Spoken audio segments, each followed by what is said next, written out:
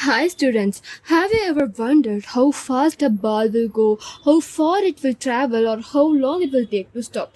What if I told you we have a magical set of formulas that can answer all these in seconds? So welcome to the world of equations of motion where we calculate motion just like a pros. So when an object moves with uniform acceleration, that is, its speed increases or decreases evenly, we can use these three powerful equations to calculate everything from how far it travels to how fast it's moving. Let's break them down by using three laws of motion. Equations of motion. But before going into the equation, first we have to know the notation. So what these notations represents what? Like that you have to know. Like U represents initial velocity and V represents final velocity and A is the acceleration and T is for time and S represents displacement. Now let's begin with the first equation. It's the simplest and tells us how fast something is after some time. So our first equation is V is equal to U plus AT. This equation gives the final velocity V after time T if we know the initial velocity U and the acceleration A. So, for example, if a car starts from the rest, that is initial velocity is 0 and accelerates at 2 meter per second square for 5 seconds. So, its speed becomes 10 meter per second. You know, V is equal to U is 0 plus A is 2 and T is 5. If you substitute and solve, we will get V is equal to 10 meter per second.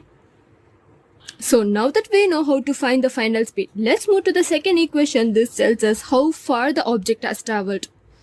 And here comes the second equation of motion, which is S is equal to ut plus 1 by 2 at square. This one helps us find the displacement. Yes, how far the object travels. Let's say a bicycle starts at 5 meter per second. So 5 meter per second is the initial velocity and it accelerates at 1 meter per second square for 4 seconds. So we know the initial values like U value, T value and A value. Now we will substitute and solve for the displacement. So we'll get 28 meter of the displacement after solving this, right?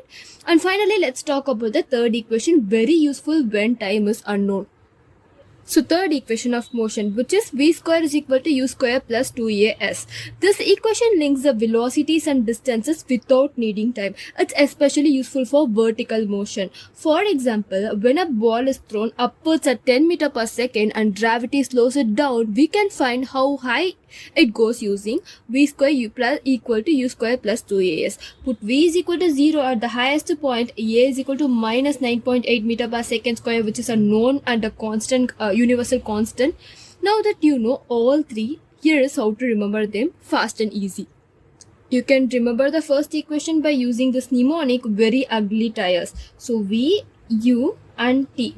You can also use angry tigers instead of A because I forgot A. Very ugly angry tigers is fine. And C, ugly tigers always try squashing and very ugly squashers always succeed us. So that's all for this session. Thank you.